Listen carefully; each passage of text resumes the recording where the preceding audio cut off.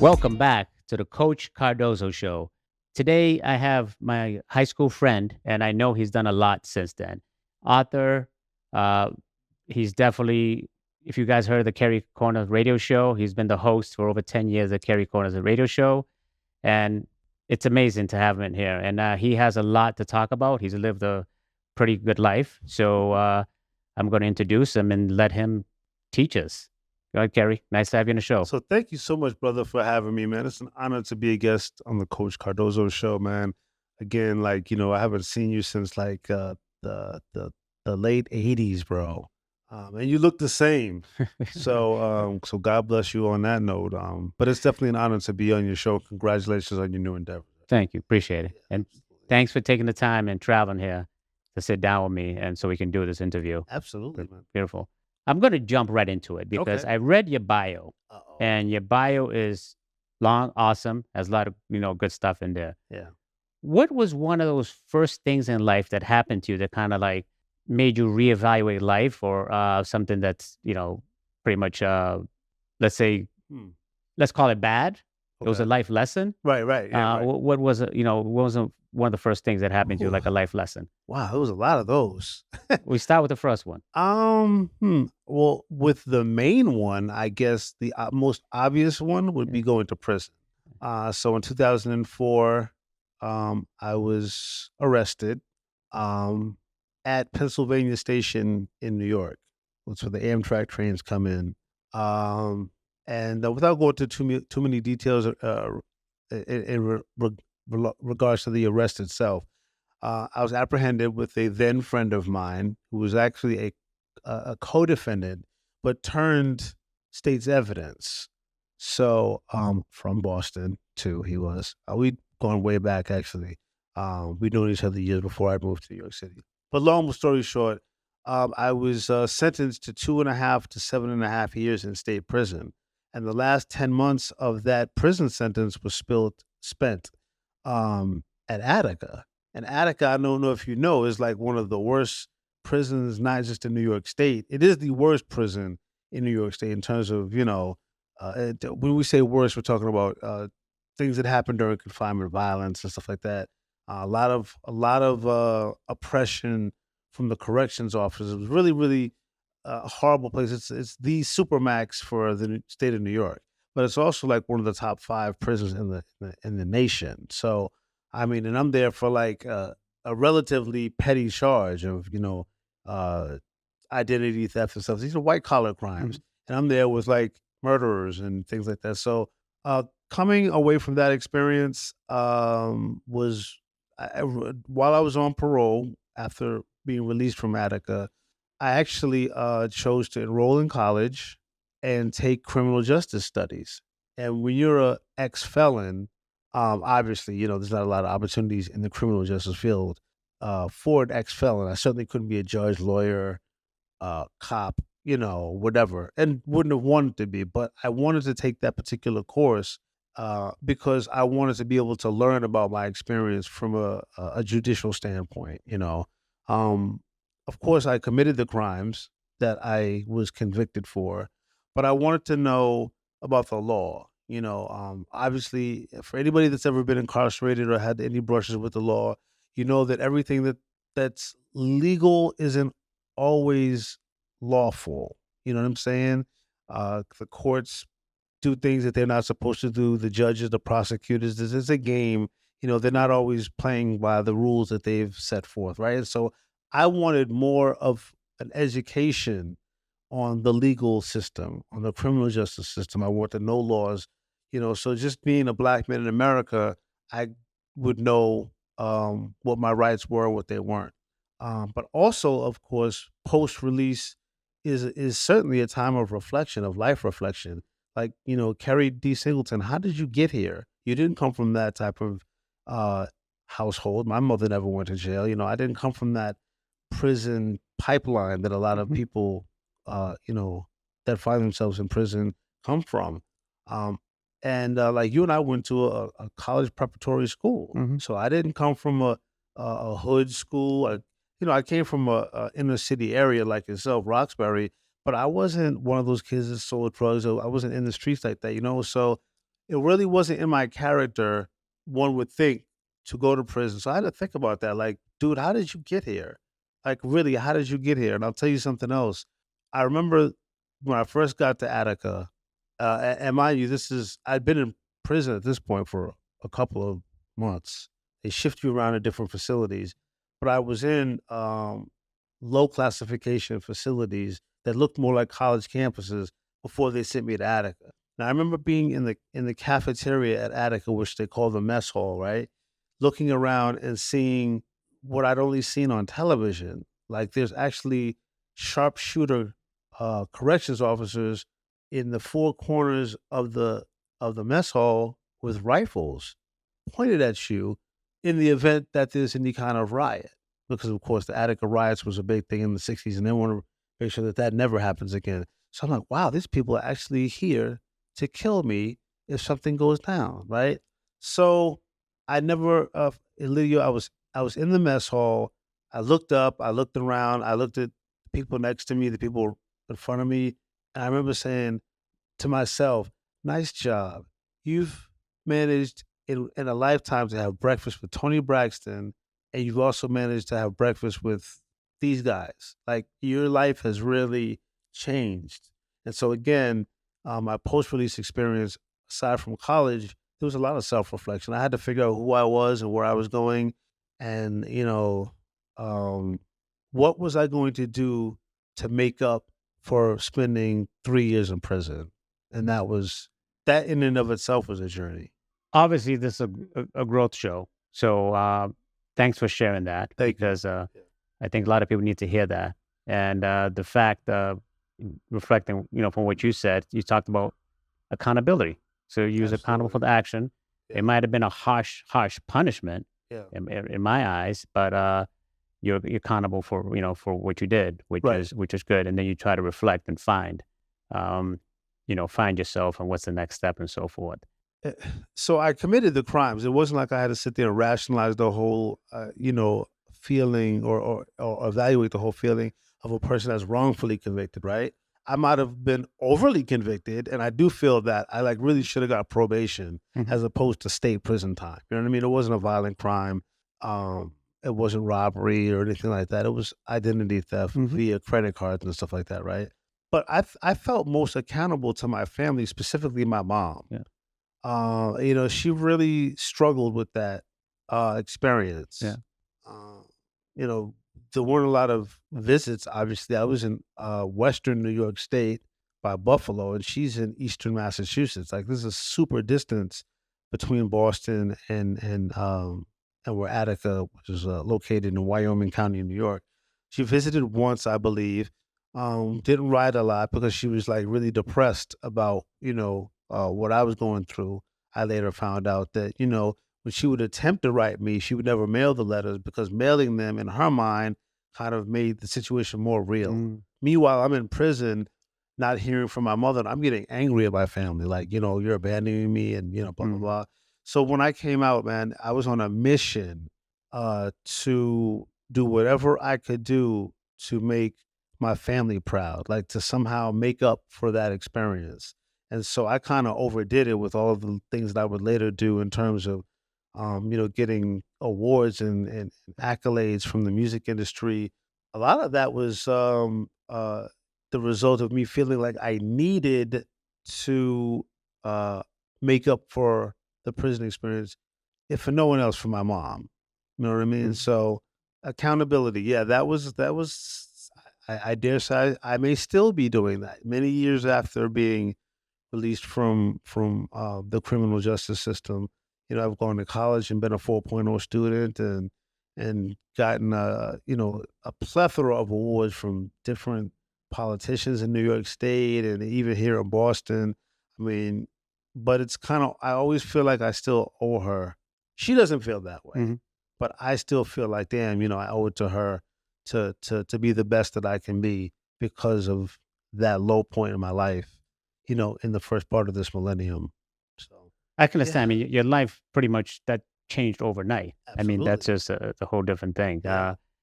Probably prior to that, I know that you had lost your father real young.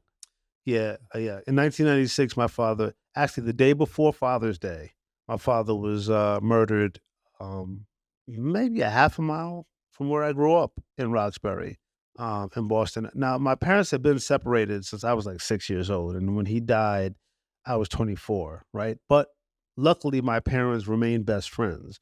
In fact, when my father was murdered, it was my mother that buried him. So they still had that good relationship. They were still friends.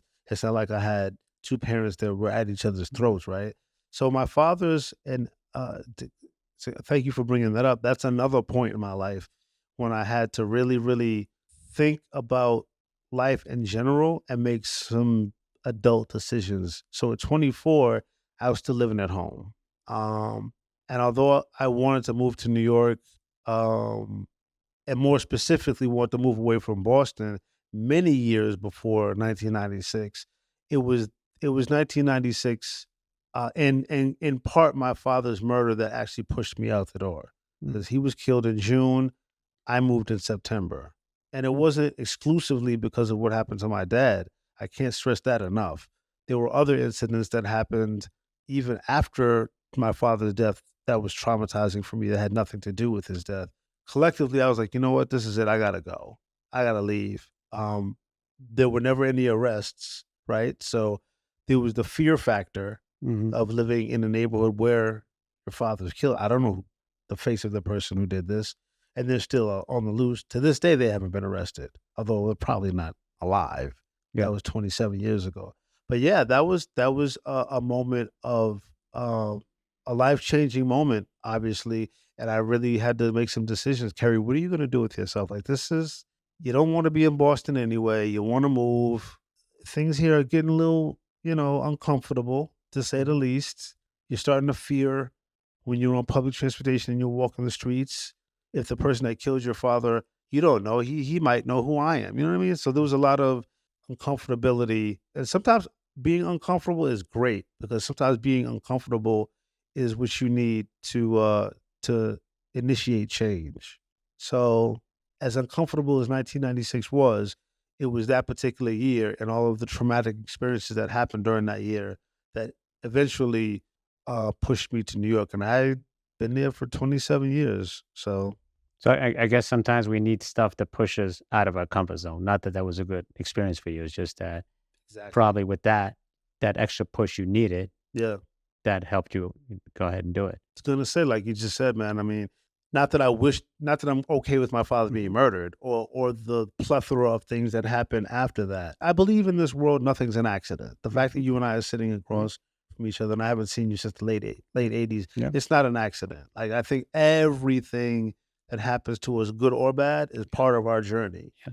and we're supposed to uh, get from those experiences the things that we need to grow to move forward. Or maybe it's just to share with somebody else. Maybe your quote unquote, because you said bad experience, not really bad Mhm. experiences. They're just uncomfortable Right. experiences, right? Yeah. Maybe you had to go through something to for somebody else to to bear witness to what you went through. Because I went to prison, and so now one of the things that I do as often as I can with my schedule is I go into youth prisons in New York City and I talk to the kids about what I've been through, but I explain to them that going to prison doesn't have to be their ceiling, right? A lot of those kids have said to me that they wouldn't listen to a word that I had said if I myself had not have been Yeah. incarcerated. I'll talk to them about the books, the radio show, the TV show. But they don't really want to hear that because they don't feel like they can relate to your experience. But when I say, and by the way, I was incarcerated in Attica, you see their eyes wide open. And now you're not just this adult sitting in front of them preaching. You're this person that's been through what they're going through. And so they can relate to you. And now they want to Yeah. listen because they want to hear the story of somebody that went through what they're going through, but got out of it. So sometimes I feel as if me going to prison, for example, um, was a was necessary for me to be able to empathize with other people too. Mhm. That's important. Having empathy often means you have to go through something. Otherwise, you can't really sympathizing and empathizing are two different Yeah. words. You know, you can sympathize with something that you're not that you haven't experienced, but empathizing involves understanding what a person is dealing with based on the fact that you have that commonality. You know what I mean? So, I totally agree with you. There's no bad experience. right. And I realized in my life, the things I used to pout and cry about, there's so much a blessing. And Yes. you're right. Everything is in divine timing. Somehow I mustered up the guts. Right. Now is the time for me to do the podcast. Exactly. And look and behold, I haven't seen you in years. I'm not even going to say the numbers because Yeah. it's before 1990. Right. And Decades. now we're sitting here and we're doing the podcast and with a whole new journey. Right. And I'm learning things about you. And the people that are listening and watching are Right. learning a lot right now. Right. So what you're saying is definitely beneficial um, for you to be saying that. And you know what you're talking about when you say that. Right. So I remember us having a conversation about the podcast a week ago. Yes, sir. And I said, well, the podcast is not for people to come cry Right. and then whine. I laughed. Yeah, I laughed. Yeah, Can't that's cry true. and pout on the show. Yeah, Yeah. yeah. So they could do that on their own. Right. So we all know that there's injustice in the world. It's not fair, but it's about becoming a better version of yourself and giving back to the world. Absolutely. That's our job here, Right. you know. But let me get onto some good things too. Yeah. I mean, you're on a radio show Yes. for over 10 years. 10 and a half years. We're 10 about to wrap up in December Yeah. of 2023. Yeah. And you were telling me the story how you got into it. You said it was never really. Yeah. From the time that you and I were in school together, well, certainly by my senior year, you were a year ahead of me.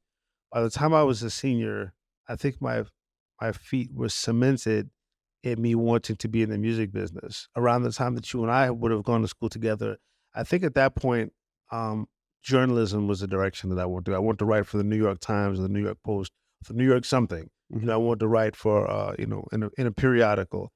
But like I said, by the time I was a senior in high school, and certainly by the time um, the summer of '91 came around, I was definitely headed for the music business. I was managing artists in Boston. And I knew that I wanted to work at a record label. Back then, record labels actually meant something. Today, I don't even know if they exist. Um, but so in 2013, I was actually uh, uh, co-host of somebody else's radio show on an internet radio station in New York. And I only actually agreed to be a co-host because I was going through something personal at the time, like you know, fiance cheated on me, and I was like, ah, what am I gonna do to, get past this feeling? This was very new to me, right? And so I agreed to be a co-host on the show basically because I wanted to get my mind in a different space. And after a couple of interview guest spots on this guy's show, I got my own radio show. But I only really agreed to do my own radio show, ILIDIO, because uh, the show that I was a co-host on was about to get canceled, right, by the radio station. And I still wanted to have a platform to promote my book that was coming out. I mean, that's the only reason. And my station manager at the time said, "Yeah, you could have your own show." I said, "Yeah, I don't want to do my allergies and my nasals. My voice is not right for. I don't want." Being a co-host is one thing, but having my own show and having to talk for 2 hours about something, I don't really didn't want to do that.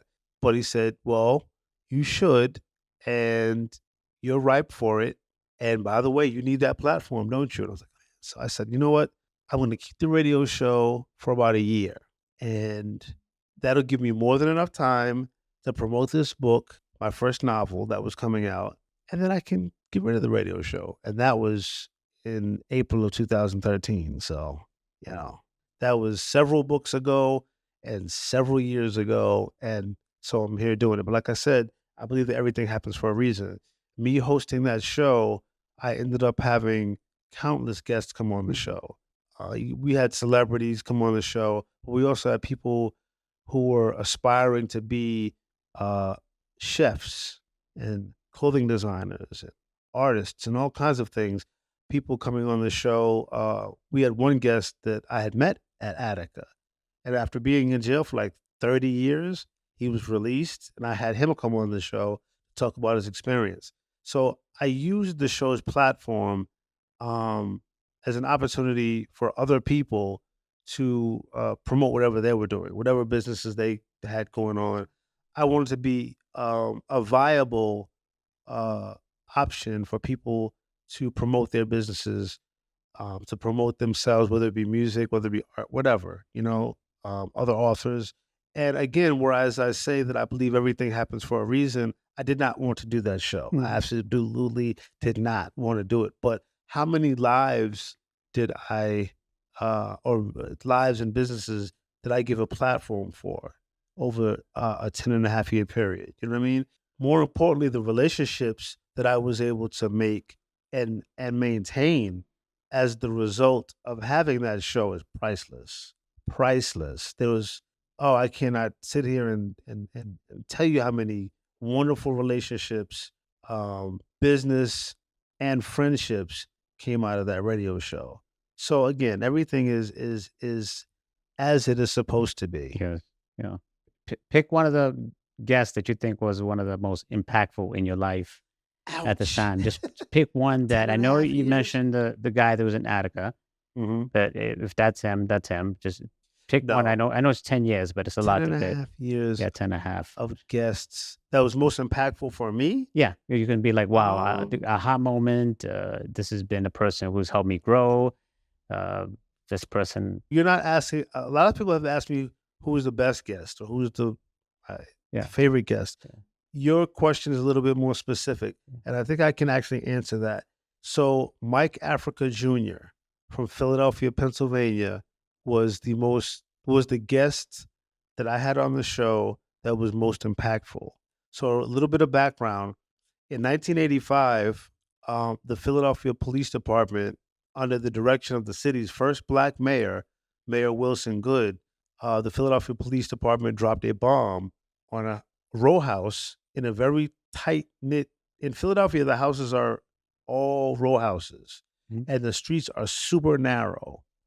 In an attempt to evict a Back to Nature group from their row house, the mayor okayed the dropping of a bomb on an occupied row house. Wow. There were 13 people inside that house, including children. 11 of them died. That house was destroyed along with 63 other houses on 3 different blocks. One of the worst examples of police brutality in the nation's history. Unfortunately, one of the least talked about. Mike Africa Jr. was the organization that they were bombing was the Move organization. And then the Move organization, all members take on the last name Africa. Mike Africa Jr. is the son of two of parents that were Move members, right? They were in prison on a prior charge when that incident happened. Mike himself was living with his grandmother about a half a mile away from the bomb site in another part of West Philadelphia. But his family, for lack of a better term, because people in that organization all consider themselves family, whether they're blood related or not. Those were his relatives. That was his family, and in some cases, those were his blood relatives. Mhm. Right?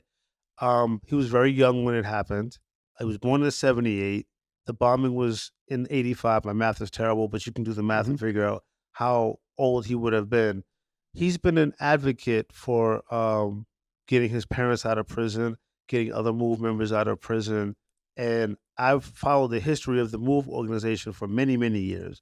Did reports for college, got A's on a variety of essays. So to finally get to meet one of the MOVE members um, recently, I think it was earlier this year. Yeah, it was early 2023. He came on the show. He was a guest, and to hear him speak about all the things that I just talked about that I've always read about was deep.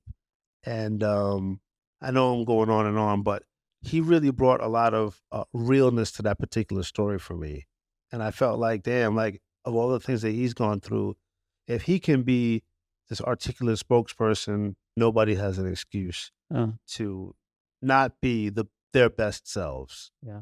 And you said the move. Can you educate us a little about that? What really is that? Cliff notes, fine. Cliff notes. So the MOVE organization started about 1972, right? They were a back to nature group. They believed that the system was awful and rotten and blah, blah, Mm, blah. They didn't believe in the poisoning of water. the poisoning of air, the poisoning of soil. They didn't believe in animals being put in zoos and aquariums. They believed in life. They were the religion of life, right? That's what they embraced, the freedom of all life. Um, as such, that meant life in all of its forms, from dogs and cats to trees and plants to humans and rats and roaches and all kinds of other Mhm. life. Period. Right? Water, air. Well, they came of age in the early '70s in Philadelphia, where I mean, I'm not sure I would want people living next door to me that embraced the thriving lives of rats, Mm. but they were the type of people that had a problem with extermination and things of that Mhm. nature, right? They also had a problem with the mayor at the time, who was Frank Rizzo, a a a, a raging racist who was first the commissioner of police for the Philadelphia Police Department. He later became the mayor of the city. So they clashed all the time about political issues and cultural issues. The Philadelphia Police Department at that point was known to be one of the most violent police departments and oppressive police departments in the nation, specifically to people of color. So the MOVE organization was constantly clashing with the Rizzo administration, and that ended up in 1978 turning into a shootout Mm. between the MOVE organization and the Philadelphia Police Department, and there was a cop that was killed. I think you can understand that when a cop is Mhm. killed, Mhm. that turns things up, Okay. Yeah. for a police Mhm. department, Mhm. right? Okay. And all of the occupants of the MOVE house at that point were jailed for 30 years to life, including Mike Africa's Oh, okay. parents, right? So Mike Africa was actually born in prison. And then other MOVE members in '85 went to combat with the police for pretty much the same reasons. There were the beef that they had with the system would obviously impact their relationship with the police department and the government in the city of Philadelphia and the residents. And that second confrontation in 1985 is what precipitated the bombing and the fire and the deaths, and no arrests were ever made. Nobody was ever held accountable in city government for the deaths of 11 people, Yeah. including children. I mean, Yeah. Yeah. so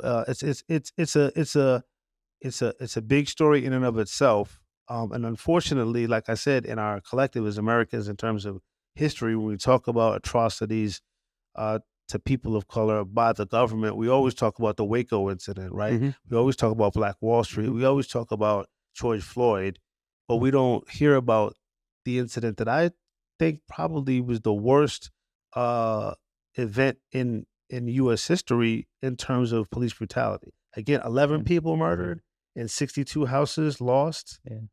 I don't know of any other incident in police in American history where the police or the government in general, other than the eradication of the Native Yeah. Americans. I'm not sure that there's another story that's that big, but unfortunately, we don't hear about it. Maybe I forgot, but I've never heard of Yeah, this until right now. yeah. So, No, there's a good chance you never knew. yeah, There's a good chance you never knew. I'm gonna chalk it like I maybe I just forgotten. I don't Yeah. know, but Well, if yeah, you never heard of it, yeah, I never. then you would absolutely not be in the minority. Yeah, okay, yeah, I figured. Um, I remember I did a college paper on the event, and none of my classmates, very few of my professors knew about it. But through me doing the assignment, a lot of people were able to, be like, wow, this happened, and we read up on it. Maybe people will, as a result of watching your podcast, be interested in what happened Mhm. in 1985 with the MOVE organization and be inclined to do their research. Like I said, things always happen for a reason. Yeah, yeah. So, Have you? Is that what transitioned you over to be a writer, or did you start? Did you write and publish your books? Because I know you published 2 books. mhm. Like, yeah, so I'm sure you wrote more. Yeah. So is that what kind of was the bridge? That like, okay, let me get into writing, or were you always a writer? Uh, The book. my first time being my the my bridge to being a writer, I was 9 years old, Okay. and, I wrote a poem, a Halloween poem. I entered a contest and wrote a Halloween poem that ended up in the Boston Herald. They picked different kids from Boston, um, who submitted Halloween-themed poems. Mine was one of them, And at 9 years old, I remember seeing Kerry Singleton, the name of my poem. The poem was in the paper, and it was at that point that I decided I wanted to be a writer. So yeah, I was. That's what I was always supposed to be. Well, no, I was supposed to be what I ended up being, right? Hmm. Yeah, but um, my earliest aspirations, I think, were of being a writer, um, and uh, that came at age 9, So, what year did you publish your first book? 2013. Yeah, when I started the radio show. Okay, is that so that's the one where a guy is a male prostitute? Is that the one Correct, we The talking? Wanderer's Game. The Wanderers Yeah, game? and Yeah. I wrote that book, ILIDIO, and the sophomore my sophomore novel, Idol, was both written while I was incarcerated. I Oh, wrote those in solitary confinement at Attica on a series of pieces of paper with a very short pencil because they don't let you mhm. use, long pencils or pens in prison. I wrote my manuscripts on scraps of paper on the backs of books and stuff like that. And then I still have them at home as a memory of where my books were born. I still literally in a folder at my house. I have all of the original manuscripts written on the back of you know nurses uh, requests, prison nurse requests, and all that. Um, so yeah, no, it was 2013 was when my first book came out, and it actually in 2016 it was made into a Broadway play, Mhm. which was really dope for one night. That was really cool. But yeah, no, I always wanted to be a writer. I always wanted to be a writer. In fact, when you and I were in high school together, I don't know if you remember Miss Gonfa. Probably not. She was an English teacher that I had in the 10th grade. You would have been in the 11th grade at the time. And to this day, she's like one of my favorite people. I've given her copies of all my books. She came to my very first book signing Nice. in Boston. She inspired the hell out of me. If it wasn't for my mother's a writer too, but if it wasn't for my 10th grade English teacher at Boston Technical High School, I may not be a writer today. So there've been many people, many instances that have inspired me. So she was like a good mentor, a Oh, good yeah. absolutely. Yeah, she was awesome, awesome. Every time we came into the class, she would have on the board some topic, some random topic, and then she would ask us to write in our journals what did we think about whatever was written on the board. And so that made it so that every single day that I had my English class, I had to think. It made us think about different topics. And then we'd have to stand up in the class and, read our thoughts and stuff like that, which I thought was really cool.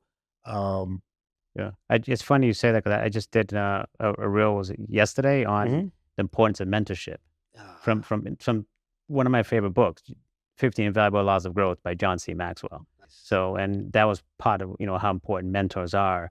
They can inspire you, and also Mhm. if you have a bad one, Right. with character flaws, that can kind of spiral downhill too. So that's pretty interesting.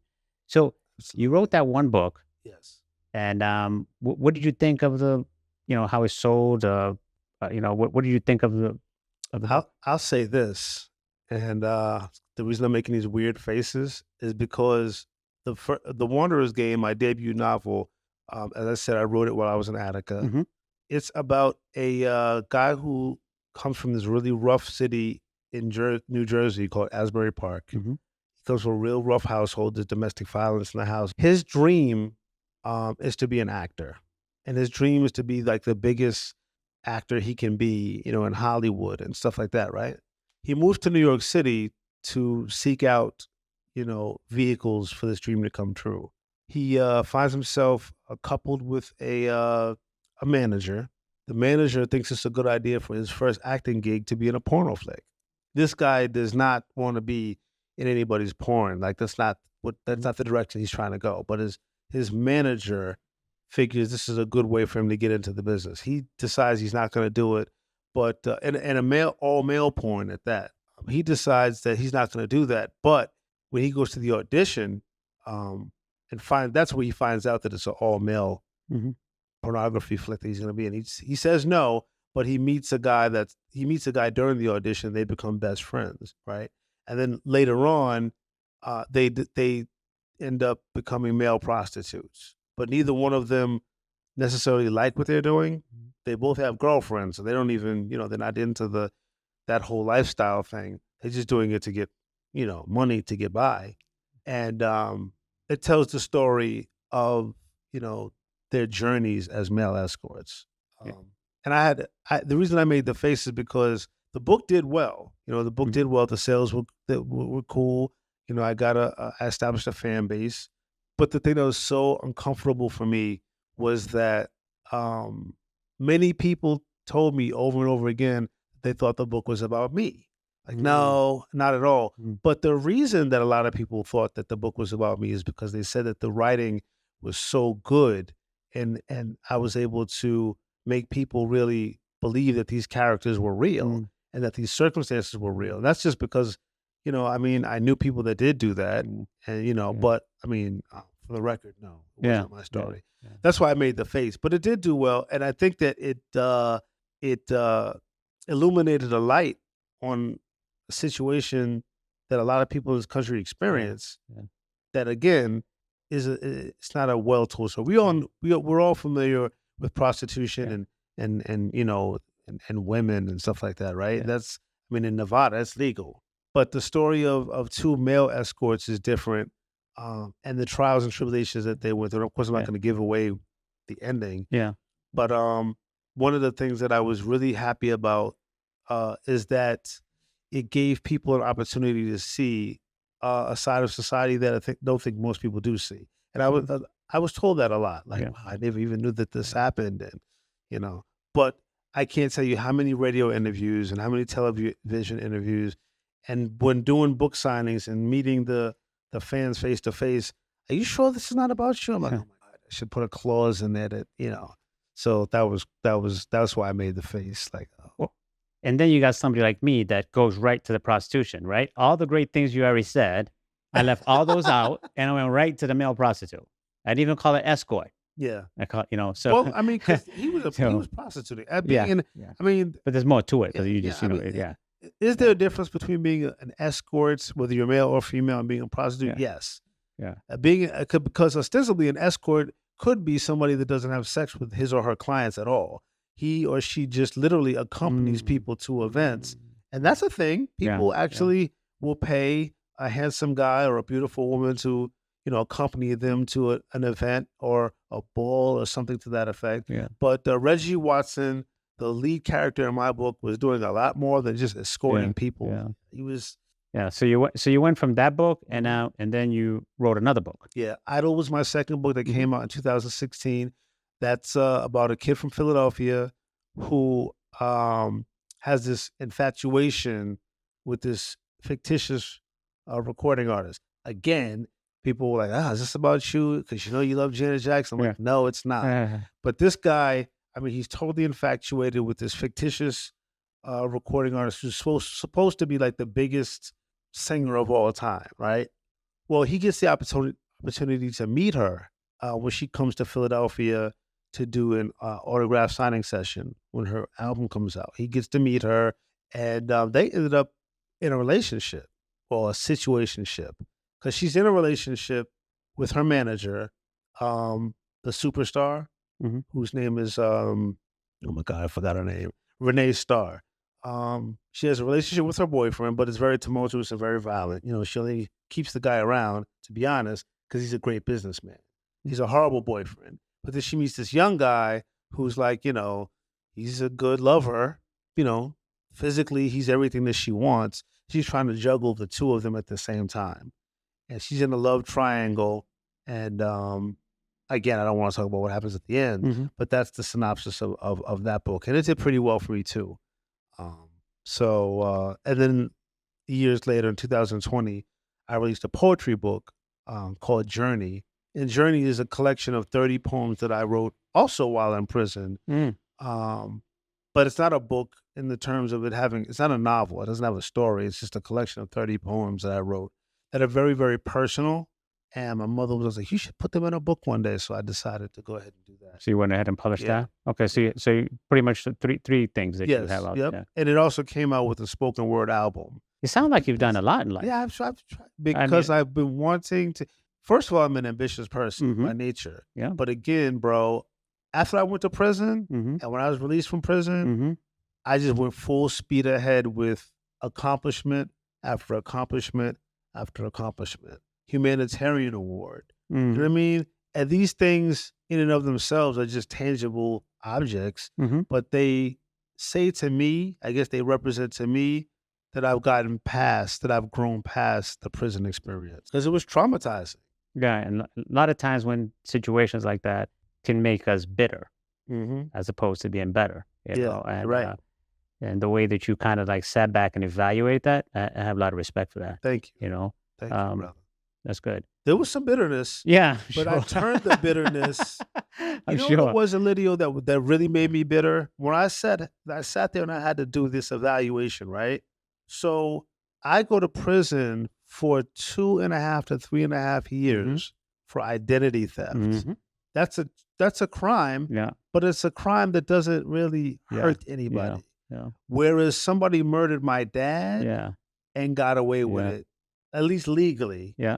'cause there's never been any arrest. Yeah. So when I balance that out, Yeah. I went to prison for a white collar crime, Yeah. but nobody ever paid for my father's death. Yeah. That was hard Yeah. for me to swallow, Yeah. and that's what made me Yeah. that's where the bitterness really came in. Yeah. Not so much me going to prison because I was guilty Yeah. Yeah. ultimately, you know what I I get mean? it. But the fact that I did more time in prison than this person that killed my father, that kinda rubbed me the wrong way. Yeah. But like I said, I went to college immediately after. Well, I went to college while I was on parole. Um, was in the honor society, everything was aced, no B's, all A's. Um, but then the next step was about being better. The Yeah. next part of the journey was I gotta be better. I gotta be better, not just for me, but for my mom. My mother Mhm. always says, just Mhm. do it for you, just do Yeah. it for you. And I hear Yeah. her, Yeah. but yeah, just that's not the truth of the matter is nothing makes me feel more accomplished Yeah. than being able to have my mother come to New York to Mhm. these red carpet events Mhm. where I'm getting an award, Mhm. I'm getting something. Mhm. Um, and I see the look on her face when politicians in New York are saying, Kerry's a great guy. And he did this for the community. We want to give him this award. I look right in her face. Yeah. And that's Yeah. the feeling that seems to help me heal Mm. with the, Yeah. the prison trauma. Yeah. And I think that like I do a lot of times is I put something outside of me. This is benefiting that person. Right. How happy will that person be and how and so once I do that, then it's my why. Right. Why are you doing this? And it doesn't have to do with money, it doesn't have to do with Right. praise. It has to do with, for example, helping a lot of people. Right. Exactly. And don't get me wrong, I want money from this Right. podcast. Don't get me wrong. Yeah. Don't get me He wrong. want yeah. I'll look right in the camera. I want money too. We Right. want to monetize this. But I'm doing this more because the growth. Right. For us to become a better version of ourselves, that's it. We don't sign up to be 80% of ourselves. That's not why we're here. Right. We're here to be 100% of who we are. And I didn't really start looking into that, I don't know, 12 years ago when I was Right. introduced to that. And I Yeah. probably still didn't look at that until maybe 7 years ago. Right. So that's kind of why I get really into this. And I'll say this, brother, like, you and I have been in communication for many years on Facebook and Hmm. on Instagram, right? On social media, we've stayed connected. But when I saw that uh, you were putting this together, I saw what it was about. I was like, yo, I'm so proud of this dude. Like, I want to do whatever I can to absolutely positively make sure that he wins. And, told you about the magazine write-ups and Hmm. all of the other things that I want to be able to do to promote the platform. Um, but then when we had a conversation and you really laid out the outline and the synopsis for what this was going to be about, I just like glowed because, especially today, we're so when I say we, I mean the human Hmm. beings, we're so um into ourselves. Everything is about look at me. You know what I mean?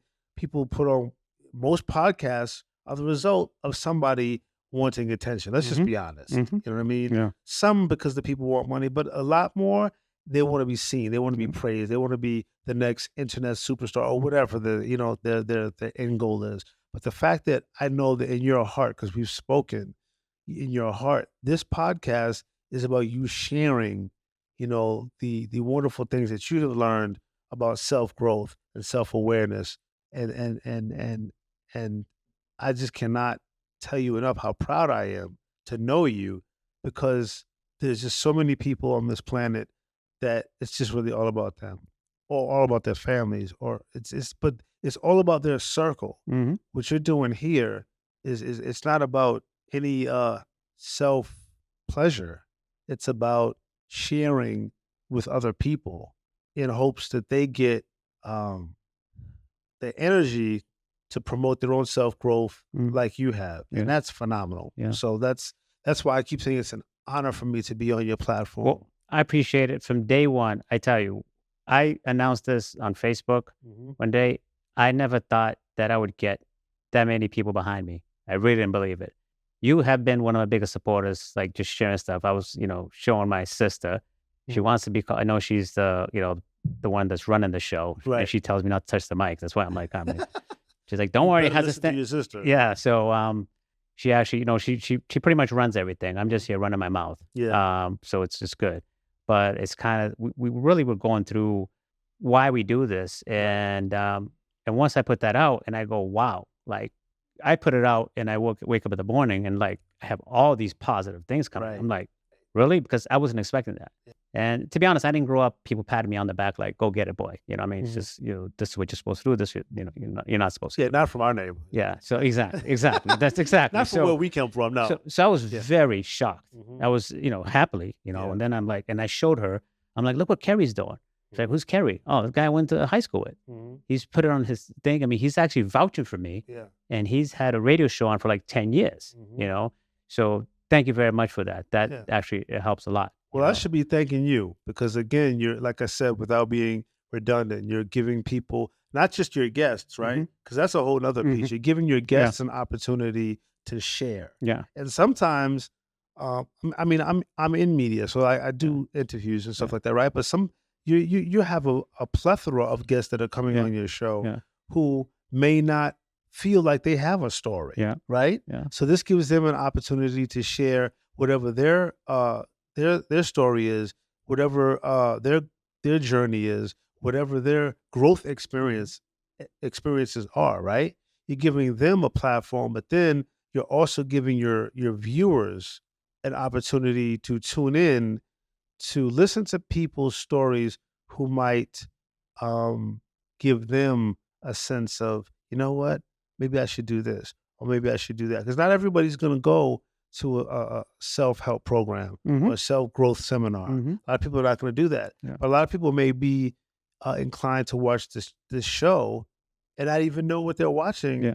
but then get so much out of it. And then you might have people that watch the exact same episode and get a trillion different tidbits out of it. So Yeah. I have to thank you for having the foresight to want to put out to establish a platform that helps so many people. You should be clapping for yourself because Thank you. Thank it's not the norm. Yeah, yeah. I see that, and by you coming on the show and actually throwing more knowledge on this and understanding what I'm trying to do here, what we're trying to do, it's a community. That's why I always Yes. say, "Come grow with us," Right. because what it reminds me, you're not done growing. Right. So, and you're responsible now to keep growing because Mhm. you announced to everybody you're growing. Growing. Yeah. So there's things that I do. My morning routines, a lot of times, I tell you that cold shower this morning, I was like, oh my God, I hate myself. Why did I I do can't it? believe you do that. But I Yeah. do it every morning. Wow. 3 minutes, go shower. That's part of the routine. I do that. Okay. Um, Salute, because I yeah, could never. I as much. believe me, you can. It's Yeah, just, you're right. I can't. yeah. Will I? That's a different story. Thank you for tuning in to the Coach Cardoso Show, Part 1 interview with Carrie D. Singleton. Join us next time on Part 2 of the interview with Carrie D. Singleton here on the Coach Cardoso Show, where we grow as a community. Come grow with us.